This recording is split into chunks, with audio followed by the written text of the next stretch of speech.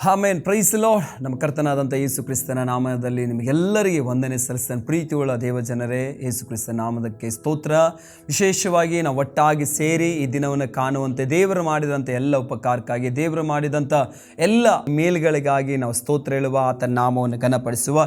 ವಿಶೇಷವಾಗಿ ಮತ್ತಾಯ ಬರೆದ ಪುಸ್ತಕದಲ್ಲಿ ದೇವರ ವಾಕ್ಯ ಹೇಗೆ ಹೇಳ್ತದೆ, 7ನೇ ಅಧ್ಯಾಯದಲ್ಲಿ, ನನ್ನನ್ನು ಸ್ವಾಮಿ ಸ್ವಾಮಿಯನ್ನು ಅನ್ನುವರು ಎಲ್ಲರೂ ಪರಲೋಕ ರಾಜ್ಯಕ್ಕೆ ಸೇರುವೆನೆಂದು ಎನಿಸಬೇಡ್ರಿ. ಪ್ರೀತಿಯುಳ್ಳ ದೇವಜನರ, ದೇವ ಮಕ್ಕಳೇ, ಇವತ್ತು ಅನೇಕ ಜನಗಳು ಯೇಸು ಸ್ವಾಮಿ ಬಳಿಗೆ ಬರ್ತಾ ಇದ್ದಾರೆ. ಆದರೆ ಅನೇಕ ಜನಗಳ ಜೀವಿತದಲ್ಲಿ ಇವತ್ತು ಏನಂತ ಹೇಳಿದರೆ ಬಿಡುಗಡೆ ಅವರು ಕಾಣ್ತಾ ಇಲ್ಲ.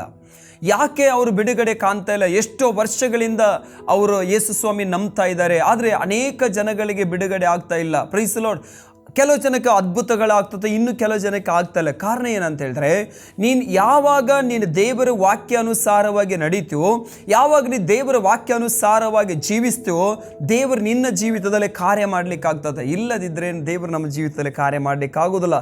ನೀನು ಎಷ್ಟು ಪ್ರಾರ್ಥನೆ ಮಾಡಿದ್ರೇನು, ಎಷ್ಟು ಸತ್ಯವೇದ ಓದಿದ್ರೇನು, ನಿನ್ನ ಜೀವಿತ ದೇವರ ಎಲ್ಲದಕ್ಕೂ ದೇವರೊಂದು ಕ್ರಮ ಅಂತ ಇಟ್ಟಿದ್ದಾರೆ. ಹಲ್ಲೆಲೂಯಾ.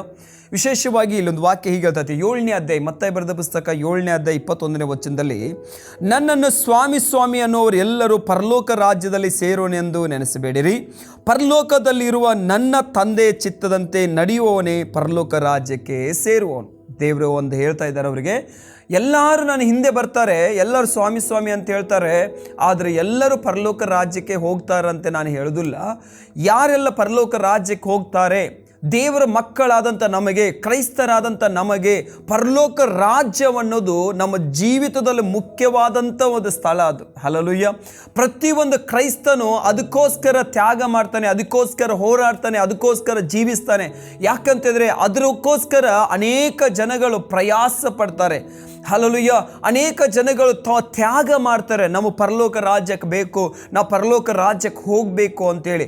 ಆದರೆ ಯೇಸು ಸ್ವಾಮಿ ಹೇಳುವಂಥದ್ದು ಏನಂತ ಹೇಳಿದರೆ, ಯಾರೆಲ್ಲ ಏನು ಮಾಡೋರು ಪರಲೋಕ ರಾಜ್ಯಕ್ಕೆ ಸೇರ್ತಾರೆ, ಯೇಸು ಸ್ವಾಮಿ ನಮಗೆ ಕಲಿಸಿಕೊಡ್ತಾ ಇದ್ದಾರೆ. ಒಂದು ವೇಳೆ ಕೆಳಗೆ 22ನೇ ವಚನದಲ್ಲಿ, ಸ್ವಾಮಿ ಸ್ವಾಮಿ ನಿನ್ನ ಹೆಸರಿನ ಮೇಲೆ ನಾವು ಬೋಧನೆ ಹೇಳಲಿಲ್ಲವೇ? ಹಾಗಾದರೆ ದೇವರ ವಾಕ್ಯ ಅದೇ, ಬೋಧನೆ ಹೇಳುವಂಥವ್ರೆಲ್ಲರೂ ಪರಲೋಕ ರಾಜ್ಯಕ್ಕೆ ಹೋಗ್ತಾರಾ? ಖಂಡಿತವಾಗಿ ಇಲ್ಲ. ಹಲ್ಲೆಲೂಯಾ. ಎಲ್ಲರ ಬೋಧನೆ ಹೇಳುವವರು, ಯಾಕಂದರೆ ಯೇಸು ಸ್ವಾಮಿ ಒಂದು ಮಾತನ್ನು ಹೇಳ್ತಾರೆ, ಈ ಜನರು ಬಾಯಿಂದ ನನ್ನ ಸನ್ಮಾನಿಸ್ತಾರೆ, ಆದರೆ ಹೃದಯವೇನಾಗಿದೆ, ನನ್ನಿಂದ ದೂರವಾಗಿಬಿಟ್ಟಿದೆ ಅಂತೇಳಿ. ಹಾಗಾದರೆ ದೇವ ಜನರೇ, ದೇವ ಮಕ್ಕಳೇ, ಇವತ್ತು ನಾವು ಬಾಯಿಂದ ದೇವರ ಸನ್ಮಾನಿಸ್ತಾ ಇದ್ದೇವಾ? ಬಾಯಿಂದ ನಾವು ದೇವರ ಹೇಳ್ತಾ ಇದ್ದೇವಾ? ಇವತ್ತು ಬೋಧನೆ, ಅನೇಕ ಜನಗಳ ಬೋಧನೆಯನ್ನು ಹೇಳ್ತಾ ಇದ್ದಾರೆ. ಹಲ್ಲೆಲೂಯಾ. ಬೋಧನೆಯನ್ನು ಹೇಳುವಂಥವ್ರು ಎಲ್ಲರ ಪರಲೋಕ ರಾಜ್ಯಕ್ಕೆ ಹೋಗ್ತಾರಾ? ಖಂಡಿತವಾಗಿ ಹೋಗೋದಿಲ್ಲ. ಎಲ್ಲರೂ ಹೋಗೋದಿಲ್ಲ. ಬೋಧನೆ ಹೇಳುವಂಥವ್ರು ಎಲ್ಲರೂ ಹೋಗದಿದ್ದರೂ ಸಹ ಅದರಲ್ಲಿ ಅನೇಕ ಜನಗಳು ದೇವರ ವಾಕ್ಯವನ್ನು ಅನುಸರಿಸಿ ನಡೆಯುವಂಥ ದೇವರ ಸೇವಕರುಗಳಿದ್ದಾರೆ, ದೇವರ ಮಕ್ಕಳುಗಳಿದ್ದಾರೆ. ಹಲ್ಲೆಲೂಯಾ. ಹಾಗಾದರೆ ನಾನು ಬೋಧನೆ ಮಾಡ್ತಾ ಇದ್ದೇನೆ, ಹಾಗಾದರೆ ನಾನು ಪರಲೋಕ ರಾಜ್ಯಕ್ಕೆ ಹೋಗ್ತೇನೆ ಅಂತಲ್ಲ. ಪರಲೋಕ ರಾಜ್ಯಕ್ಕೆ ಹೋಗ್ಬೇಕಂತ ಹೇಳಿದರೆ ಪರಲೋಕ ರಾಜ್ಯದ ನೇಮ ಇದೆ, ಆ ನೇಮವನ್ನು ನಾವು ಕೈಗೊಂಡು ನಡೆದ್ರೆ ಮಾತ್ರ. ಎರಡನೇ ಸಂಗತಿ ದೇವರು ವಾಕ್ಯ ಹೇಳ್ತದೆ, ನಿನ್ನ ಹೆಸರಿನ ಮೇಲೆ ನಾವು ದೆವ್ವಗಳನ್ನು ಬಿಡಿಸಲಿಲ್ಲವೇ? ಹಾಗಾದರೆ ದೆವ್ವಗಳನ್ನು ಬಿಡಿಸುವವರು ಎಲ್ಲರೂ ಪರಲೋಕ ರಾಜ್ಯಕ್ಕೆ ಹೋಗ್ಲಿಕ್ಕೆ ಆಗ್ತದೆ? ಅನೇಕ ದೆವ್ವಗಳನ್ನು ಬಿಡಿಸ್ತಾರೆ ಜನರು. Praise the lord. ನಾವು ನೋಡುವುದಾದರೆ ಏನಂತ ಹೇಳಿದ್ರೆ, ಅನ್ಯ ಜನಾಂಗಗಳಲ್ಲಿ ಸಹ ದೆವ್ವಗಳನ್ನು ಬಿಡಿಸ್ತಾರೆ. Praise the lord. ಸತ್ಯವೇದದಲ್ಲಿ ನಾವು ನೋಡ್ತೇವೆ ದೆವ್ವಗಳನ್ನು ಬಿಡಿಸೋರು, ಆದರೆ ಅವರು ಸಹ ಎಲ್ಲರೂ ಪರಲೋಕ ರಾಜ್ಯಕ್ಕೆ ಹೋಗ್ತಾರಾ? ಇಲ್ಲ. ಹಾಗಾದರೆ 3ನೇ ಸಂಗತಿ ಏನಂತ ಹೇಳಿದರೆ, ದೇವರ ವಾಕ್ಯ ಹೇಳ್ತತೆ, ನಿನ್ನ ಹೆಸರಿನ ಮೇಲೆ ಅನೇಕ ಮಹತ್ಕಾರ್ಯಗಳ ಮಾಡಲಿಲ್ಲವೇ? ಏನಂತೆ? ನಿನ್ನ ಹೆಸರಿನ ಮೇಲೆ ಅನೇಕ ಮಹತ್ಕಾರ್ಯಗಳನ್ನು ಮಾಡಲಿಲ್ಲವೇ ಅಂತ ದೇವರು. ಎಷ್ಟೋ ಅದ್ಭುತಗಳು, ಎಷ್ಟೋ ಸೂಚಕಾರ್ಯಗಳು ಇವತ್ತು. ಕಣ್ಣಿಲ್ದವ್ರು ಕಣ್ಣು ಬಂತು, ಕಾಲಿದ್ದವ್ರು ಕಾಲು ಬಂತು, ಕುಂಟರು ನಡೆದಾಡಿದರು. ಹಲ್ಲೆಲೂಯಾ. ಅನೇಕ ಸಂಗತಿಗಳ ಮಹತ್ಕಾರ್ಯಗಳನ್ನು ಆದದ್ದನ್ನು ನಾವು ನೋಡ್ತೇವೆ. ಆದರೆ ಆ ಮಹತ್ಕಾರ್ಯಗಳು ಮಾಡೋರು ಪರಲೋಕ ರಾಜ್ಯಕ್ಕೆ ಹೋಗ್ತಾರಾ? Praise the lord. ನೀನು ಮಹತ್ಕಾರ್ಯಗಳು ಮಾಡ್ತಾ ಇರಬಹುದು, ನೀನು ಅದ್ಭುತ ಕಾರ್ಯಗಳನ್ನು ಮಾಡ್ತಾ ಇರಬಹುದು, ಹಲ್ಲೆಲೂಯಾ, ನೀನು ಬೋಧನೆ ಹೇಳ್ತಾ ಇರಬಹುದು. ಆದರೆ ದೇವರ ವಾಕ್ಯ ಹೇಳುವುದೇನೆಂದರೆ ಕೆಳಗೆ ವಚನದಲ್ಲಿ, ಆಗ ನಾನು ಅವರಿಗೆ, ನಾನೆಂದು ನಿಮ್ಮ ಗುರುತನ್ನು ಕಾಣೆನು, ಧರ್ಮವನ್ನು ಮೀರಿ ನಡೆಯುವವರೇ ನನ್ನಿಂದ ತೊಲಗಿ ಹೋಗಿರಿ ಎಂದು ಎಲ್ಲರ ಮುಂದೆ ಹೇಳಿಬಿಡುವನೇ. ಏನಂತ? ಧರ್ಮವನ್ನು ಮೀರಿ ನಡೆಯುವವರೇ. ದೇವ ಮಕ್ಕಳೇ, ದೇವ ಜನರೇ, ಇವತ್ತು ದೇವರು ನಮಗೆ ಏನು ಹೇಳ್ತಾ ಇದ್ದಾರೆ ಅಂತ, ನೀನು ಮಹತ್ ಕಾರ್ಯಗಳ ದೇವರಿಗೆ ಬೇಡಯ್ಯ, ನೀನು ಅದ್ಭುತ ಕಾರ್ಯಗಳ ದೇವರಿಗೆ ಬೇಡ, ನಿನ್ನ ಬೋಧನೆ ದೇವರಿಗೆ ಬೇಡ. ದೇವರಿಗೆ ಬೇಕಾದದ್ದು ಯಾರು ಬೇಕಾಗಿದ್ದಾರೆ ಅಂತ ಹೇಳಿದ್ರೆ ಆತನ ವಾಕ್ಯ ಅನುಸರಿಸಿ ನಡೆಯುವವರೇ. ದೇವರ ಚಿತ್ತ ಇಲ್ಲದೆ ನಾವು ಏನೆಲ್ಲ ಮಾಡ್ಬೋದು. ದೇವರ ಹತ್ರ ಸಂತೋಷ ಇರ್ತದೆ ನೆನೆಸ್ತೀರ ನೀವು? ಖಂಡಿತವಾಗಿ ಇಲ್ಲ.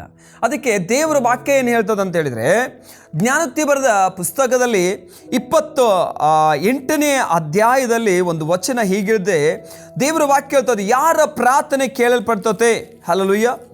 28ನೇ ಅಧ್ಯಾಯ ಅದ್ರ 9ನೇ ವಚನದಲ್ಲಿ ದೇವರ ವಾಕ್ಯ ಹೀಗೆ ಹೇಳ್ತದೆ, ಧರ್ಮ ಉಪದೇಶಕ್ಕೆ ಕಿವಿಗೊಡದವನ ಮಾಡುವ ದೇವರ ಪ್ರಾರ್ಥನೆಯು ಅಸಹ್ಯ. ಅಂದರೆ ಧರ್ಮ ಉಪದೇಶಕ್ಕೆ ಕಿವಿಗೊಡದವನು ಅಂದರೆ ದೇವರ ವಾಕ್ಯಕ್ಕೆ ಆತನ ಕಿವಿಗೊಡಲಿಲ್ಲ ಅಂತ ಹೇಳಿದ್ರೆ ಆತನ ಪ್ರಾರ್ಥನೆಯು ಖಂಡಿತವಾಗಿ ದೇವರ ಸನ್ನಿಧಾನಕ್ಕೆ ಮುಟ್ಲಿಕ್ಕಾಗೋದಿಲ್ಲ. ಇವತ್ತು ನಮ್ಮ ಜೀವಿತದಲ್ಲಿ ಯಾಕೆ ನಮ್ಮ ಪ್ರಾರ್ಥನೆ ಕೇಳ್ತಾ ಇದ್ದಾರೆ? ಯಾವುದೇ ಒಂದು ಸಂಗತಿ ನಮ್ಮಲ್ಲಿ ದೇವರ ವಾಕ್ಯ ಹೇಳ್ತದೆ, ಯಾಕೆ ನಮ್ಮ ಪ್ರಾರ್ಥನೆ ದೇವರ ಸನ್ನಿಧಾನದಲ್ಲಿ ಕೇಳ್ತಾ ಇಲ್ಲ? ಯಾಕೆ ಇಷ್ಟು ವರ್ಷವಾದರೂ ನಮ್ಮ ಜೀವಿತವನ್ನು ದೇವರು ಮಾರ್ಪಡಿಸ್ತಾ ಇಲ್ಲ? ಯಾಕೆ ನಮ್ಮ ಜೀವಿತವನ್ನು ದೇವರು ಬದಲಾಯಿಸ್ತಿಲ್ಲ? ಪ್ರೀತಿಯುಳ್ಳ ದೇವ ಜನರೇ, ದೇವ ಮಕ್ಕಳೇ, ವಿಶೇಷವಾಗಿ ಯಾವುದೇ ಒಂದು ತಡೆ ನಮ್ಮ ಜೀವಿತದಲ್ಲಿ ಅಡ್ಡವಾಗಿದೆ. ಅದಕ್ಕೆ ಯೆಶಾಯ ಬರೆದ ಪ್ರವಾದನೆ ಗ್ರಂಥದಲ್ಲಿ ದೇವರ ವಾಕ್ಯ ಒಂದು ಹೀಗೆ ಹೇಳ್ತದೆ, 59ನೇ ಅಧ್ಯಾಯದಲ್ಲಿ ಒಂದು ವಾಕ್ಯ ಹೀಗೆ ಹೇಳ್ತದೆ, ನಾವೆಲ್ಲರೂ ನಮ್ಮ ಪ್ರಾರ್ಥನೆ ಯಾಕೆ ಕೇಳ್ತಾ ಇಲ್ಲ ಅಂತ ಹೇಳಿದರೆ ದೇವರು ನಮ್ಮನ್ನು ಪ್ರೀತಿ ಮಾಡ್ತಾ ಇಲ್ವಾ? ದೇವರು ಪ್ರೀತಿ ಮಾಡ್ತಿದ್ದಾರೆ. ಆದರೆ ನಮ್ಮ ಪ್ರಾರ್ಥನೆಗೆ ಇರುವಂಥ ತಡೆ ಏನು, ನಮ್ಮ ಪ್ರಾರ್ಥನೆಗೆ ಇರುವಂಥ ಅಡ್ಡಿ ಏನು ಅನ್ನೋದು ದೇವರ ವಾಕ್ಯ ಹೀಗೆ ಹೇಳ್ತಾ ಇದೆ. ಯೆಶಾಯ ಬರೆದಂಥ ಪ್ರವಾದನೆ ಗ್ರಂಥ 59ನೇ ಅಧ್ಯಾಯ ಅದ್ರ 1ನೇ ವಚನದಲ್ಲಿ, ಇಗೋ ಯೆಹೋವನ ಹಸ್ತವು ರಕ್ಷಿಸಲಾರ್ದಂಥ ಮೂಟೆಗೈಯಲ್ಲ, ಆತನ ಕಿವಿ ಕೇಳಲ ಹಾಗೆ ಕಿವುಡಲ್ಲ, ಆದರೆ ನಿಮ್ಮ ಪಾಪಗಳ ಅಪರಾಧಗಳೇ ನಿಮ್ಮ ದೇವರಿಂದ ನಿಮ್ಮನ್ನು ಅಗಲಿಸ್ತಾ ಬಂದಿದೆ. ನಿಮ್ಮ ಪಾಪಗಳೇ ಆತನ ಕೇಳಲಾಗದಂಥ ಆತನ ಮುಖಕ್ಕೆ ಅಡ್ಡವಾಗಿದೆ. ಹಾಗಾದರೆ ಇವತ್ತು ನನ್ನ ಪ್ರಾರ್ಥನೆಗೆ ಕೇಳದಂತೆ, ನನ್ನ ಜೀವಿತ ಬದಲಾಗದಂತೆ, ಹಲ್ಲೆಲೂಯ, ಇವತ್ತು ಯಾಕೆ ಈ ಕಷ್ಟಗಳು, ಯಾಕೆ ಈ ಕಣ್ಣೀರುಗಳಲ್ಲಿ ನಾವು ಜೀವಿಸ್ತಾ ಇದ್ದೇವೆ? ಪ್ರೀತಿಯುಳ್ಳ ದೇವ ಜನರೇ, ದೇವರ ವಾಕ್ಯ ಹೇಳ್ತತೆ, ದೇವರು ನಮ್ಮನ್ನು ಯಾಕಾಗಿ ಈ ಲೋಕದಲ್ಲಿ ಸೃಷ್ಟಿ ಮಾಡಿದ್ದಾರೆ? ನಾವು ಸುಖವಾಗಿ ಬಾಳ್ಬೇಕಂತ ಹೇಳಿ.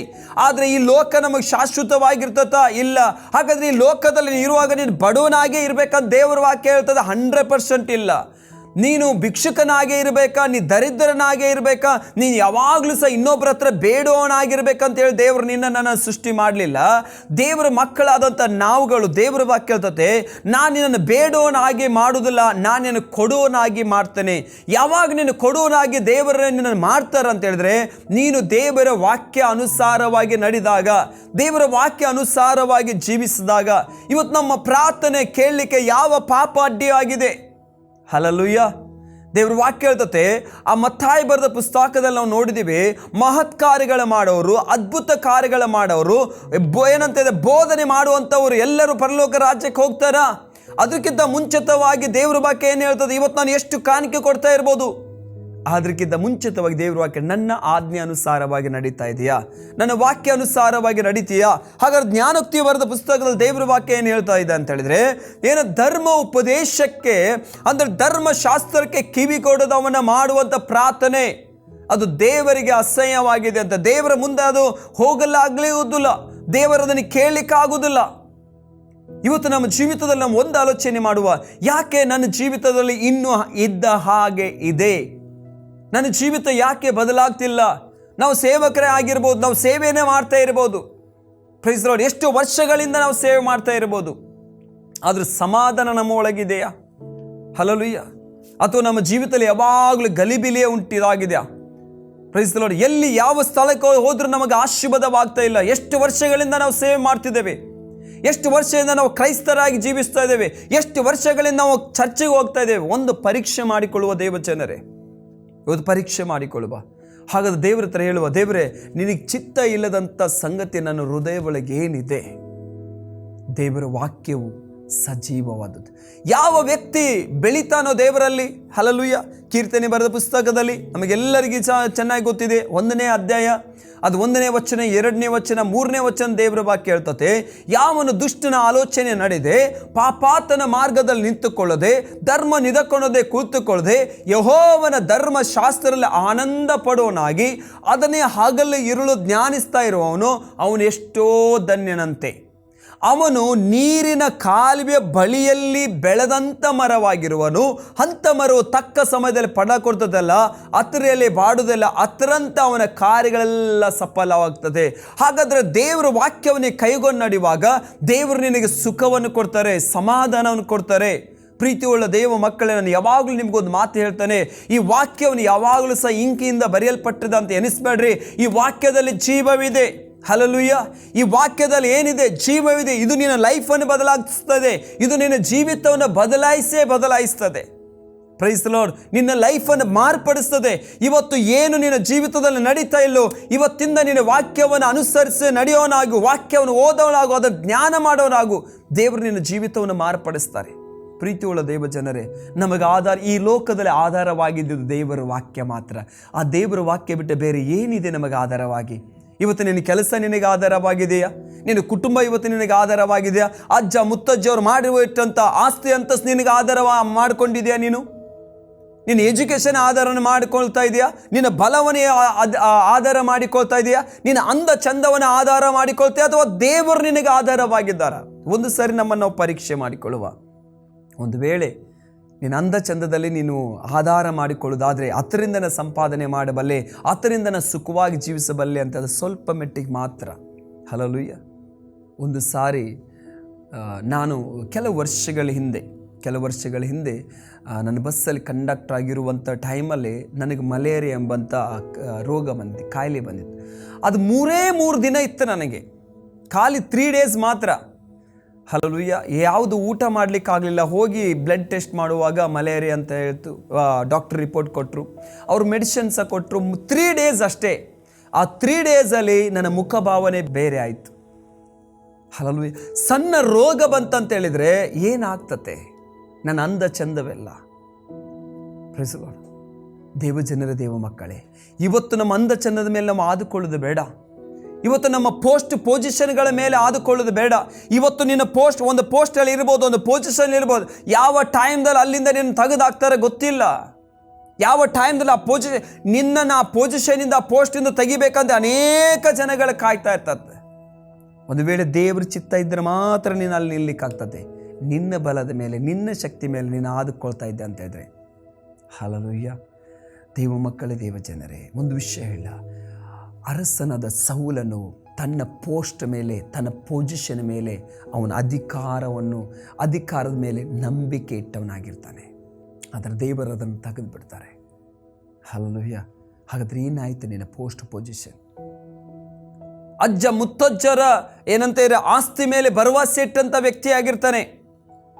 ಆದರೆ ದೇವರ ವಾಕ್ಯ ಹೇಳ್ತತೆ, ಆತನ ಆಹಾಬನ ಅರಸುಗಳ ಬರೆದ ಪುಸ್ತಕದಲ್ಲಿ ಆಹಾಬನು ಬಂದು ನಾಬೋತನನ್ನು ಕೇಳ್ತಾನೆ, ನಾಬೋತನೇ, ನಿನ್ನ ದ್ರಾಕ್ಷೆ ತೋಟವನ್ನು ಕೊಡು.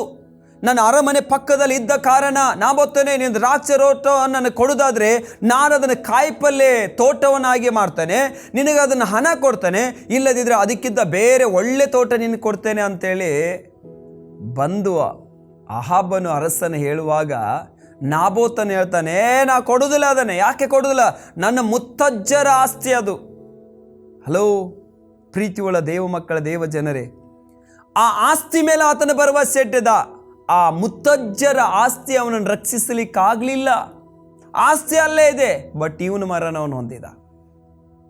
ಏನಾಯಿತು? ಹಾಗಾದ್ರೆ ನೀನು ಯಾವುದ್ರ ಮೇಲೆ ಆಧಾರ ಮಾಡಿಕೊಳ್ತಾ ಇದ್ದೀವಿ? ಇವತ್ತು ಗೋಲಿಯಾತನು ದಾವೀದನ ವಿರೋಧವಾಗಿ ಬರ್ತಾ ಇದ್ದಾನೆ. ಆತನ ನಂಬಿಕೆ ಇಟ್ಟಿದ್ದು ಯಾರ ಮೇಲೆ ನಂಬಿಕೆ ಇಟ್ಟಿದ್ದ ಅಂತ ಹೇಳಿದ್ರೆ, ತನ್ನ ಶಕ್ತಿ ಮೇಲೆ ನಂಬಿಕೆ ಇಟ್ಟಿದ್ದ, ತನ್ನ ಗುರಾಣಿ ಮೇಲೆ ನಂಬಿಕೆ ಇಟ್ಟಿದ್ದ, ತನ್ನ ಕತ್ತಿ ಮೇಲೆ ಭರವಸೆ ಇಟ್ಟಿದ್ದ. ಹಲೋ, ಆದರೆ ದಾವೀದನು ಹೇಳ್ತಾನೆ, ನಿನ್ನ ಕತ್ತಿ ಒಡನೆ ನಿನ್ನ ಬರ್ಜ ಒಡನೆ ನನ್ನೊಂದಿಗೆ ವಿರೋಧವಾಗಿ ಯುದ್ಧ ಮಾಡ್ಲಿಕ್ಕೆ ಬರ್ತೀಯಲ್ಲ, ನಾನು ಒಂದೇ ಒಂದು ಏನು ಆತನ ನಾಮದೊಡನೆ ನಿನಗೆ ವಿರೋಧವಾಗಿ ಬರ್ತಾನೆ. ನನ್ನ ಹತ್ರ ಏನು ಇಲ್ಲದಿದ್ರೆ ಆ ದೇವರು ನಿನ್ನನ್ನು ನನ್ನ ಕೈಗೆ ಒಪ್ಪಿಸಿಕೊಡ್ತಾನೆ ಅಂತ ಹೇಳಿ ದಾವೀದನು ಹೇಳ್ತಾನೆ. ಯಾವುದರ ಮೇಲೆ ಹೋದ? ಇಡೀ ಇಸ್ರಾಯೇಲ್ ಸೈನ್ಯವೇ ನಡುಗ್ತಾ ಇತ್ತು ಫಿಲಿಸ್ಟೀನನ್ನು ನೋಡಿ, ಗೋಲಿಯಾತನನ್ನು ನೋಡಿ. ಫಿಲಿಸ್ಟರ ಸೈನ್ಯದಲ್ಲಿ ಫಿಲಿಸ್ಟರೆಲ್ಲರೂ ಎಂಕರೇಜ್ ಮಾಡ್ತಾರೆ, ಓ ನಮ್ಮನ್ನು ಸೋಲಿಸೋರು ಯಾರೂ ಇಲ್ಲ. ಯಾಕೆ? ನಮ್ಮೊಂದಿಗೆ ಒಂದು ಬಲಶಾಲಿಯಾದಂಥ ವ್ಯಕ್ತಿ ಇದ್ದಾನೆ, ಆತನ ಹೆಸರು ಗೋಲಿಯಾತನು ಸಾಯಿಸುವ ಆತನು, ಅವನು ಸೋಲಿಸುವತನು ಹುಟ್ಟಲೇ ಇಲ್ಲ ಅಂತೇಳಿ ಇಡೀ ಫಿಲಿಸ್ಟರೇ ಮಾತನಾಡ್ಕೊಳ್ತಾ ಇರುವಂಥ ಟೈಮಲ್ಲಿ ದೇವರ ಮೇಲೆ ನಂಬಿಕೆ ಇಟ್ಟು ದೇವರ ಮೇಲೆ ಆದುಕೊಂಡಂಥ ಒಂದು ವ್ಯಕ್ತಿ ಆ ಸ್ಥಳದಲ್ಲಿ ಬರ್ತಾನೆ. ಪ್ರೇರೆ ಆತನು ಹೇಳ್ತಾನೆ, ನೀನು ಯಾರೊಂದಿಗೆ ಬರ್ತಾ ಇದ್ದೆ? ನೀ ಯಾವುದ್ರ ಮೇಲೆ ಬರ್ತಾ ಇದೆಯಾ? ಹಲ್ಲೆಲೂಯಾ. ಒಂದು ವಚನವನ್ನು ಓದಿಕೊಳ್ಳುವ. ಒಂದು ಸಾಮುವೇಲ ಬರೆದ ಪುಸ್ತಕದಲ್ಲಿ ಆತನೊಂದು ಕೆಲವು ಮಾತನ್ನು ಹೇಳ್ತಾ ಇದ್ದಾನೆ. ನೀನು ಯಾವುದ್ರ ಮೇಲೆ ಬರ್ತಾ ಇದ್ದೆ? ನೀನಾದರೂ ಈಟಿಗಳ ಮೇಲೆ ಭರವಸೆ ಇಟ್ಟಿದ್ದಿ, ನೀನು ಕತ್ತಿಗಳ ಮೇಲೆ ಭರವಸೆ ಇಟ್ಟಿದ್ದಿ. ಆದರೆ ನಾನು ಆತರ ಮೇಲೆ ಯಾವುದ್ರ ಮೇಲೆ ಭರವಸೆ ಇಲ್ಲದಿದ್ರು ನಿನ್ನೊಡನೆ ಯುದ್ಧಕ್ಕೆ ನಾನು ಬರುವುದು ಯಾವುದರ ಮೇಲೆ? ಒಂದು ವಚನ 17ನೇ ಅಧ್ಯಾಯ 45ನೇ ವಚನ. ಆಗ ದಾವೀದನು ಅವನಿಗೆ, ನೀನು ಈಟಿ ಕತ್ತಿ ಬರ್ಜಿಯರೊಡನೆ ನನ್ನ ಬಳಿಗೆ ಬರುತ್ತಿ. ಅಂದರೆ ಈಟಿ ಕತ್ತಿ ಬರ್ಜಿ ಮೇಲೆ ನಿನಗೆ ಭರವಸೆ ಇದೆ. ಅದರ ಮೂಲಕ ನನ್ನೊಂದಿಗೆ ವಿರೋಧವಾಗಿ ನನ್ನ ವಿರೋಧವಾಗಿ ಯುದ್ಧಕ್ಕಾಗಿ ಬರ್ತಾ ಇದೆ. ಆದರೆ ಆತನು ಹೇಳ್ತಾನೆ, ನಾನಾದರೂ ನೀನು ಹಿಯಾಸ್ತಿರುವಂಥ ಸೇನಾಧೀಶರಾದ ಇಸ್ರಾಯೇಲ್ ಯುದ್ಧ ಭಟ್ಟರು ದೇವರಾಗಿರುವ ಯೆಹೋವನ ನಾಮದೊಡನೆ ನಿನ್ನ ಬಳಿಗೆ ಬರುತ್ತೇನೆ. ಆತನು ಇವತ್ತು ನಿನ್ನನ್ನು ನನ್ನ ಕೈಗೆ ಒಪ್ಪಿಸಿಕೊಡುವನು. ನಾನು ನಿನ್ನನ್ನು ಕೊಂದು ನಿನ್ನ ತಲೆಯನ್ನು ಕಡಿದು ಹಾಕು, ಫಿಲಿಸ್ಟಿಯರ ಸೈನ್ಯದ ಶವಗಳನ್ನು ಮೃಗ ಪಕ್ಷಿಗಳಿಗೆ ಹಂಚಿಕೊಡುವೆನು. ಇದರಿಂದ ಇಸ್ರಾಯೇಲೊಳಗೆ ದೇವರಿರುತ್ತಾನೆಂಬುದು ಭೂಲೋಕದವರೆಲ್ಲರಿಗೆ ತಿಳಿದು ಬರುವುದು ಎಂದು ಹೇಳಿದನು. ಯೆಹೋವನು ಈಟಿ ಕತ್ತಿ ಇಲ್ಲದೆ ರಕ್ಷಿಸಬಲ್ಲನು. ಏನಂತೆ? ನೀನು ಯಾರ ಮೇಲೆ ಭರವಸೆ ಇಟ್ಟಿದ್ದೀನಿ? ನೀನು ದೇವ ಮಕ್ಕಳು, ದೇವ ಜನರೇ, ಇವತ್ತು ನಾವು ಯಾರ ಮೇಲೆ ಭರವಸೆ ಇಟ್ಟಿದ್ದೇವೆ? ಯಾವುದ್ರ ಮೇಲೆ ಭರವಸೆ ಇಟ್ಟಿದ್ದೇರೋ? ನಮ್ಮ ಬಲದ ಮೇಲೆ, ನಮ್ಮ ಶಕ್ತಿ ಮೇಲೆ? ಯಾವ ಟೈಮಲ್ಲಿ ಹಲ್ಲೆಲೂಯಾ ಏನಾಗ್ತದೆ ನಮಗೆ ಗೊತ್ತಿಲ್ಲ. ನಮ್ಮ ಭರವಸೆ ಅವ್ರ ಮೇಲೆ ಇರಬೇಕು. ಹಾಗಾದ್ರೆ ನನ್ನ ಪ್ರಾರ್ಥನೆ ಕೇಳಬೇಕು. ನಾನು ಮಾಡಿದ್ದೆಲ್ಲ ದೇವರಿಗೆ ಇಷ್ಟ ಆಗಬೇಕು ಅಂತ ಹೇಳಿದರೆ ಮೊದಲನೇದಾಗಿ ದೇವರ ವಾಕ್ಯ ಹೇಳ್ತದೆ. ಹಲ್ಲೆಲೂಯಾ. ಒಂದು ವಚನವನ್ನು ಓದಿಕೊಳ್ಳುವ. ಯೆಹೋಶುವನ ಬರೆದ ಪುಸ್ತಕದಲ್ಲಿ ಅದರದ್ದು 1ನೇ ಅಧ್ಯಾಯ 7ನೇ ವಚನ 8ನೇ ವಚನದಲ್ಲಿ ದೇವರು ಒಂದು ಮಾತು ಹೇಳ್ತಾನೆ. ಯೆಹೋಶುವನು ಆರಂಭದಲ್ಲಿ ಸೇವೆಗೆ ಬರುವಾಗ ಅಥವಾ ಅವನ ಕೆಲಸವನ್ನು ಆರಂಭ ಮಾಡುವಾಗ ದೇವರು ಕೆಲವು ಮಾತುಗಳು ಅವನಿಗೆ ಹೇಳ್ತಾ ಇದ್ದಾರೆ. ಯೆಹೋಶುವ ಬರೆದ ಪುಸ್ತಕ 1ನೇ ಅಧ್ಯಾಯ ಅದರ 7ನೇ ವಚನದಲ್ಲಿ, ನನ್ನ ಸೇವಕನಾದ ಮೋಶೆ ನಿನಗೆ ಬೋಧಿಸಿದ್ದ ಧರ್ಮೋಪದೇಶನೆಲ್ಲ ಕೈಗೊಂಡು ನಡೆಯುವುದರಲ್ಲಿ ಸ್ಥಿರಚಿತ್ತನಾಗಿರು, ಪೂರ್ಣ ಧೈರ್ಯದಿಂದಿರು. ಅದನ್ನು ಬಿಟ್ಟು ಎಡಕ್ಕಾದರೂ ಬಲಕ್ಕಾದರೂ ಹೋಗಬೇಡ. ಆಗ ನೀನು ಎಲ್ಲಿ ಹೋದರೂ ಕೃತಾರ್ಥನಾಗಿ ಬರುವಿ. ಅಂದರೆ ನನ್ನ ಸೇವಕನಾದ ಮೋಶೆ ನಿನಗೆ ಯಾವ ಧರ್ಮಶಾಸ್ತ್ರ ಕೊಟ್ಟಿದ್ದಾರೋ, ಯಾವ ವಾಕ್ಯ ಅನುಸಾರವಾಗಿ ನಡೀರಿ ಅಂತ ಹೇಳಿದಾರೋ, ಆ ವಾಕ್ಯ ಅನುಸಾರವಾಗಿ ನಡೆಯುವುದಾದರೆ ಯೆಹೋಶುವನೇ, ನೀನು ಎಲ್ಲಿ ಹೋದರೂ ನೀನು ವಿನ್ ಆಗಿ ಬರ್ತೀಯ ಅಂತ ಹೇಳ್ತಾರೆ. ಪ್ರೀತಿಯುಳ್ಳ ದೇವ ಮಕ್ಕಳೇ, ಇವತ್ತು ದೇವರ ವಾಕ್ಯನ ಬಿಟ್ಟು ನಾವು ಹೇಗೆ ಜೀವಿಸಲಿಕ್ಕಾಗ್ತದೆ? ನಾ ಮಹತ್ ಕಾರ್ಯಗಳು ಮಾಡ್ತಿದ್ದೇನೆ, ನಾ ಬೋಧನೆ ಮಾಡ್ತಿದ್ದೇನೆ, ದೊಡ್ಡ ಸೇವೆ ಕಟ್ಟಿಕೊಂಡಿದ್ದೇನೆ, ಅನೇಕ ಕಡೆ ನಾನು ಪ್ರಸಿದ್ಧವಾಗಿದ್ದೇನೆ. ಅದರ ದೇವರಿಗೆ ಇಷ್ಟ ಉಂಟಾ? ನೀನು ಮಾಡುವಂಥ ಸೇವೆಯಲ್ಲಿ ದೇವರಿದಾರ ನಿಜವಾಗಲಿ? ಹಲ್ಲೆಲೂಯಾ. ಇಲ್ಲಿ ಇಷ್ಟು ದೊಡ್ಡ ಲಿಸ್ಟ್ ಇದೆ. ಅವರು ಮಹತ್ ಕಾರ್ಯಗಳು ಮಾಡ್ತಾಯಿದ್ರಂತೆ, ಅದ್ಭುತಗಳನ್ನು ಮಾಡ್ತಿದ್ರಂತೆ, ಸೂಚಕರಗಳೇ ಮಾಡ್ತಿದ್ರಂತೆ, ಬೋಧನೆ ಮಾಡ್ತಾಯಿದ್ದಾರಂತೆ. ಅವರ ಮಧ್ಯದಲ್ಲೇ ದೇವರಿಲ್ಲ. ಇವತ್ತು ನೀನು ಮಾಡುವಂಥ ಸೇವೆಯಲ್ಲಿ ನಿಜವಾಗ್ಲಿ ದೇವರಿದ್ದಾರ? ಇವತ್ತು ಒಂದು ಸಾರಿ ಆಲೋಚನೆ ಮಾಡಿ ಪ್ರೇರೆ. ಇವತ್ತು ನಾನು ಮಾಡುವಂಥ ಕೆಲಸದಲ್ಲೇ ದೇವರಿದ್ದಾರ? ದೇವರಿಗೆ ಇಷ್ಟ ಉಂಟಾ? ಹಲ್ಲೆಲೂಯಾ. ನಾನು ಮಾಡುವಂಥ ಸೇವೆಯಲ್ಲಿ ದೇವರಿದ್ದಾರ? ನಾನು ಮಾಡುವಂಥ ಬಿಸ್ನೆಸ್ ವ್ಯಾಪಾರದಲ್ಲಿ ದೇವರಿದ್ದಾರ? ಯೋಹಾನ ಬರೆದ ಸುವಾರ್ತೆಯಲ್ಲಿ 15ನೇ ಅಧ್ಯಾಯ ಅದರದ್ದು 5ನೇ ವಚನದಲ್ಲಿ ಒಂದು ಮಾತು ದೇವರು ನಮಗೆ ಹೀಗೆ ಹೇಳ್ತಾ ಇದ್ದಾರೆ. 15ನೇ ಅಧ್ಯಾಯ 5ನೇ ವಚನದಲ್ಲಿ, ನಾನು ದ್ರಾಕ್ಷೆ ಬಳ್ಳಿ, ನೀವು ಕೊಂಬೆಗಳು, ಒಬ್ಬನು ನನ್ನಲ್ಲಿಯೋ ನಾನು ಅವನಲ್ಲಿಯೋ. ದೇವರ ವಾಕ್ಯ ಹೇಳ್ತದೆ, ನಾನು ದ್ರಾಕ್ಷೆ ಬಳ್ಳಿ, ನೀವು ಕೊಂಬೆಗಳು, ಒಬ್ಬನು ನನ್ನಲ್ಲಿಯೋ ನಾನು ಅವನಲ್ಲಿಯೂ ನೆಲೆಗೊಂಡಿದ್ದರೆ ಅವನೇ ಬಹಳ ಫಲ ಕೊಡುವನು. ನೀವು ನನ್ನನ್ನು ಬಿಟ್ಟು ಏನು ಮಾಡಲಾರೆ. ಪ್ರೀತಿಯುಳ್ಳ ದೇವ ಮಕ್ಕಳು, ದೇವ ಜನರೇ, ನಾವು ದೇವರನ್ನು ಬಿಟ್ಟು ಏನು ಮಾಡಲಿಕ್ಕಾಗ್ತದೆ? ದಾವೀದನು ಹೇಳ್ತಾನೆ, ದೇವರೇ, ನಿನ್ನನ್ನು ಬಿಟ್ಟು ನಾನು ಎಲ್ಲಿಗೆ ಹೋಗಲಿ? ಏನು ಮಾಡ್ಲಿಕ್ಕೆ ಆಗ್ತದೆ ಸ್ವಾಮಿ ನಿಮ್ಮನ್ನು ಬಿಟ್ಟು?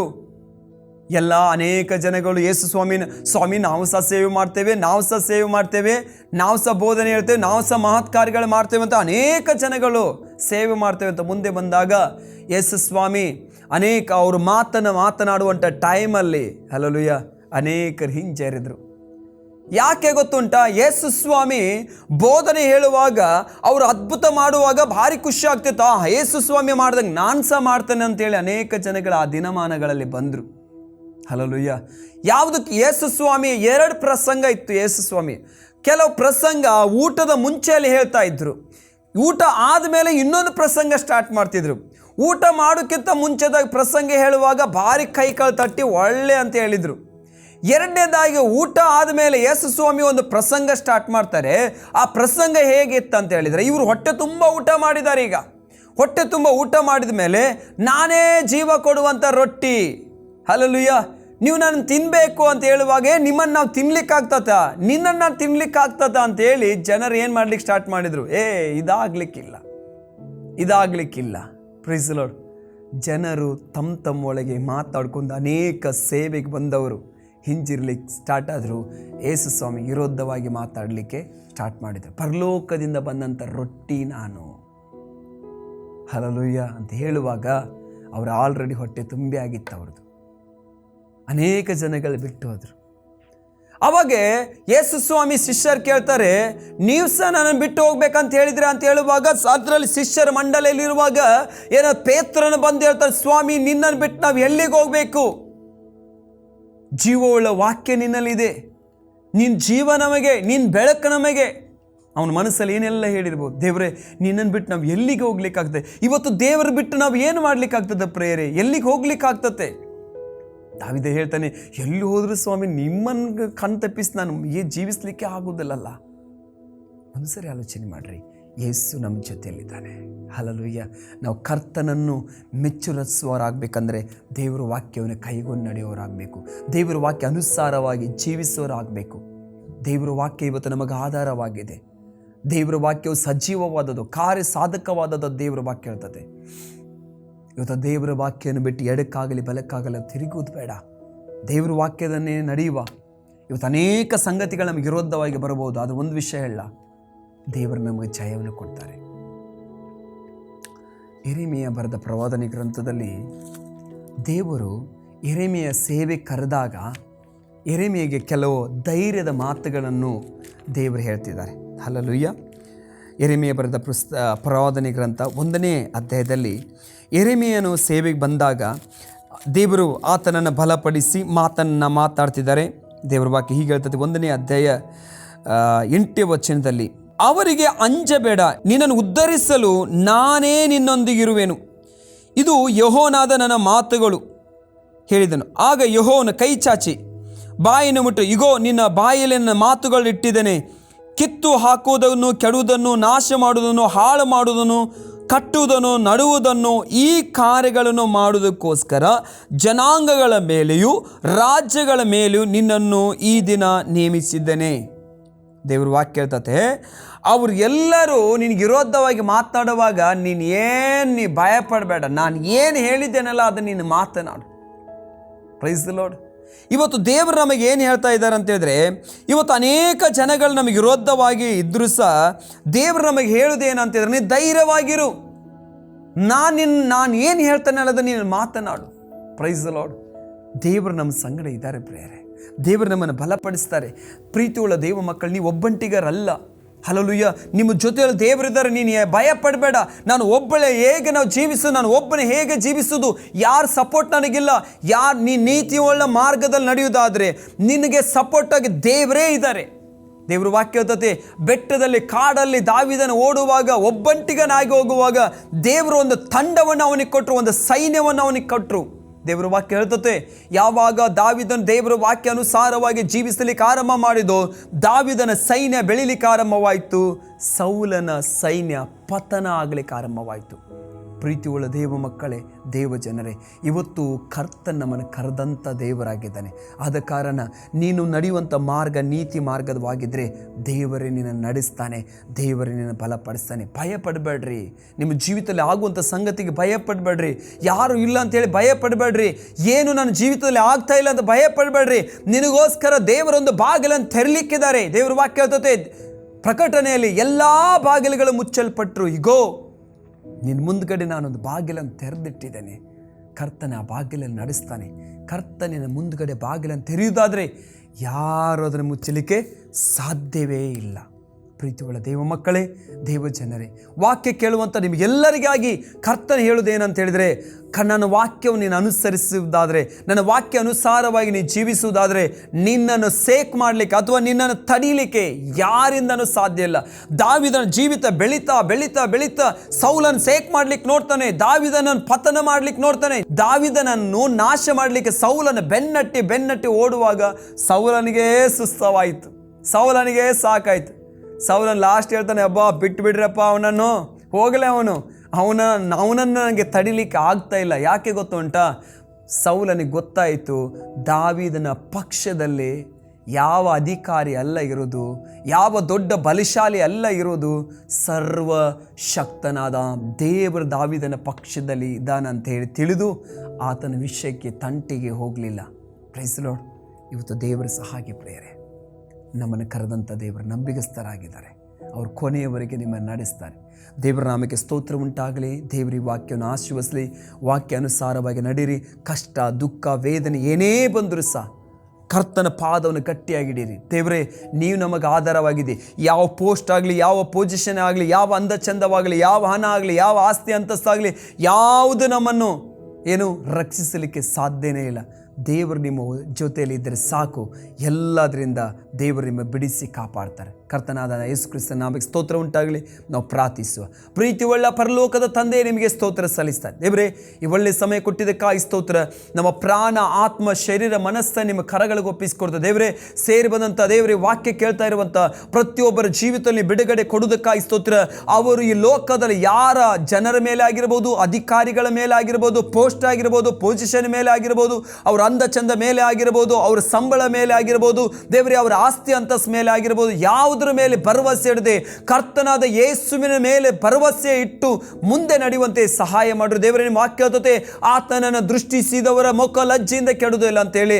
ದಾವೀದನು ಹೀಗೆ ಹೇಳ್ತಾನೆ, ಇಗೋ ನಾ ಕಣ್ಣೆತ್ತಿ ಪರ್ವತ ನೋಡ್ತಾನೆ, ನನ್ನ ಸಹಾಯ ಎಲ್ಲಿಂದ ಬರ್ತದೆ? ಭೂಮಿ ಆಕಾಶಗಳ ಸೃಷ್ಟಿ ಮಾಡಿದ ಸೃಷ್ಟಿಕರ್ತನಿಂದ ಬರ್ತದೆ ಅಂತೇಳಿ. ಸ್ವಾಮಿ, ನಮ್ಮ ಭರವಸೆ ನಿಮ್ಮ ಮೇಲಿಡುವಂತೆ, ನಿಮ್ಮನ್ನೇ ದೃಷ್ಟಿಸುವವರಾಗುವಂತೆ, ನಿಮ್ಮ ಮಾರ್ಗದಲ್ಲಿ ನಡೆಯುವವರಾಗುವಂತೆ, ನಿಮ್ಮ ವಾಕ್ಯವು ನಮ್ಮ ಕಾಲಿಗೆ ದೀಪವಾಗಿ, ನಮ್ಮ ಬಾಳಿಗೆ ಬೆಳಕಾಗಿ ಮಾರ್ಪಡುವುದಕ್ಕಾಗಿ ನಿಮಗೆ ಸ್ತೋತ್ರ ಸಲ್ಲಿಸ್ತಾ ಇದ್ದೇವೆ ರಾಜ. ದೇವರೇ, ನಮ್ಮನ್ನು ನಡೆಸು, ಬಲಪಡಿಸು ರಾಜ.